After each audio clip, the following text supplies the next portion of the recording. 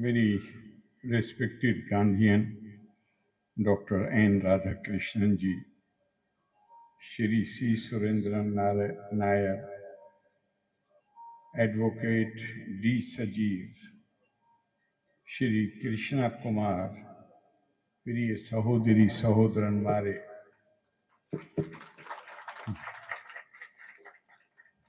मानकुलम श्री पराशक्ति देवी क्षेत्र तिले अष्टलक्ष्मी नमस्कारा मंडपम भक्ता जनंगलकर समर्पित कान अतियाया चारितार्थ्यम उंड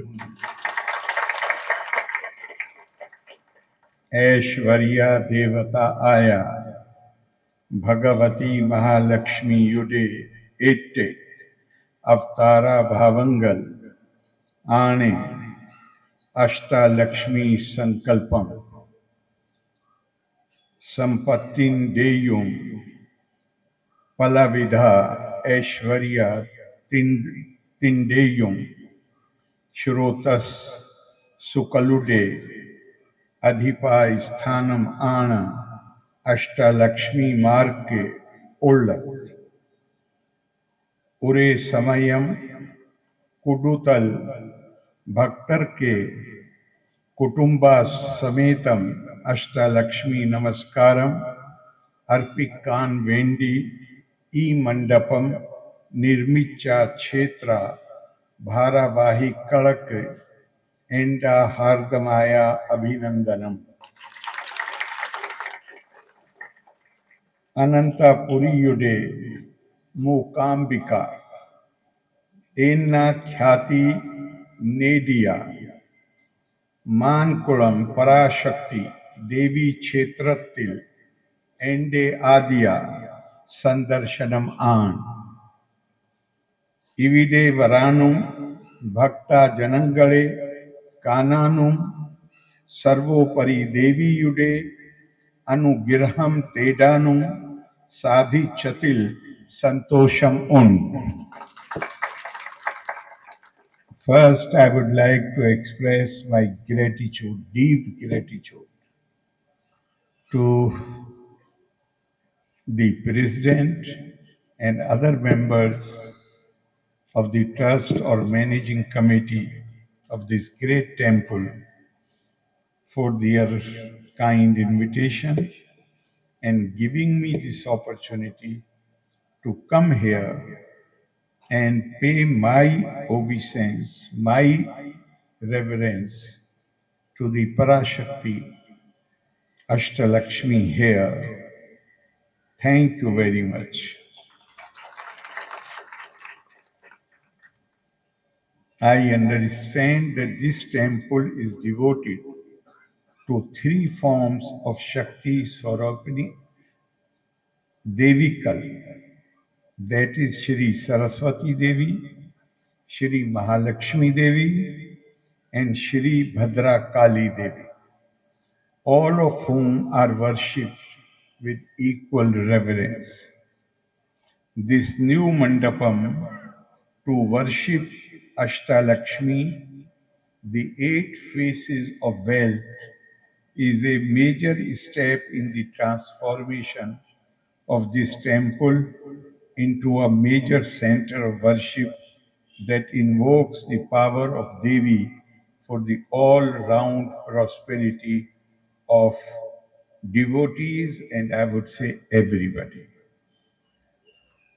I am informed that the construction of an Ashtalakshmi Mandapam within the temple premises was initiated after the chief priest of Mokamba temple, the Jyotirling temples across India, and Mahakaleshwar temple had testified the powerful indication of the grace of Mahalakshmi Devi in this temple. We all know that Mahalakshmi is considered as food or annam in nature and wealth or dhan in culture. Ashtalakshmi refers to the eightfold radiance of prosperity, with each form representing a unique aspect of affluence. Lakshmi is also called Kamla or the lotus. It is believed that just as the fragrance, color, and nectar of the lotus attracts bees, food or annam, or prosperity attracts all living beings. The worship of Lakshmi is not limited to Sanatan tradition. Instead, it is also part of Buddhist and Jain mythology, and her image is found on many Buddhist stupas. Lakshmi is worshipped as the guardian goddess Padmavati in Jain temples. Sometimes Lakshmi is visualized as being seated next to Kuber, the rich king of the Yakshas, who is also considered as Indra's treasurer. The true strength and power of Goddess Lakshmi is evident through many Puranic stories. In some stories, Lakshmi is considered as Chanchala or whimsical. No one is ever sure as to whom the goddess of wealth and fortune will favor. She can appear suddenly and leave without warning for reasons known to her only. It is this fear made Indra always feel insecure about his throne, and whenever some rishi performed a tapas, he would send someone to disrupt it. This story reflects the insecurity that comes with wealth and explains why the rich people are always fearful of their wealth disappearing. Legend also says that Goddess Lakshmi is attracted to people of action that demonstrate strength and smartness and would not stay for long with people who are not hardworking or intelligent. Here, I would like to recall beautiful words of Swami Ranganathananda explaining the relationship between Ma Saraswati and Ma Lakshmi.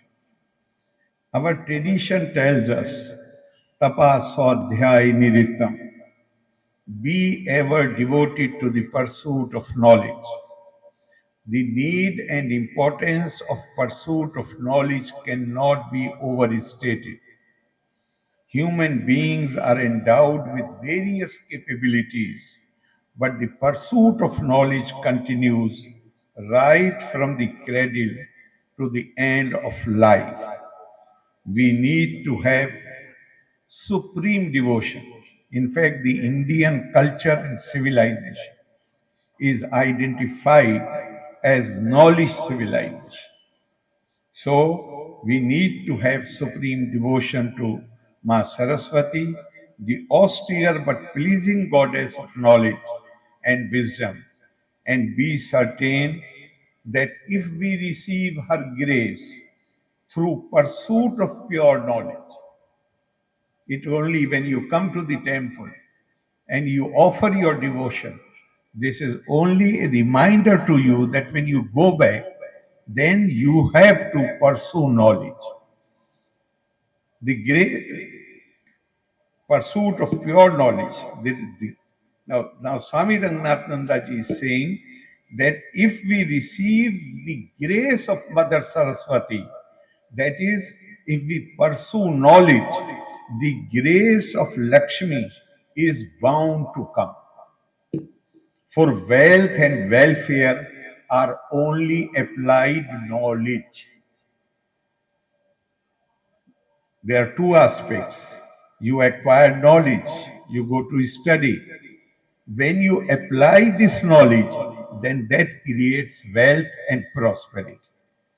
The relationship of Saraswati to Lakshmi is that of between pure science and applied science, according to the highest conceptions of ancient Indian wisdom. Symbolically, the devotion to the goddess reminds us of our responsibility to respect motherhood and women in general. Look at the any temple, our our goddess of knowledge, all these attributes are feminine. Ma Saraswati, Ma Lakshmi, Ma Shakti, they are all feminine. So it only should inspire us to have greater respect for women, greater respect for the girl child.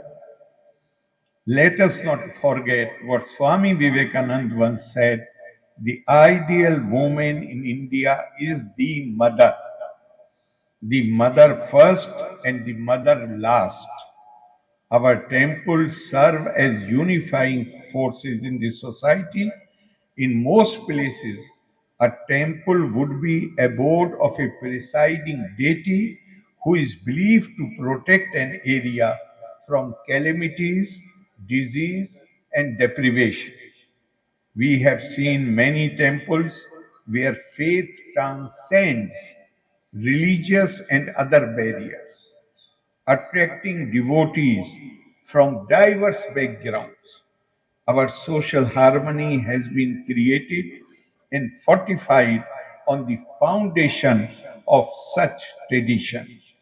As we worship God, we also need to be conscious of the obligation to see God, to see divinity in every being. Deho Devalaya Prokto Jivo Deva Sada Shiva. It is when our words and actions manifest the divinity in us, and when we accept the divinity in the other beings, that we progress as a society. I pray for the blessings of Devi Ashtalakshmi to bless and brighten our lives. Loka samasta sukhino bhavantu, Valre Nanni, Jai Hind.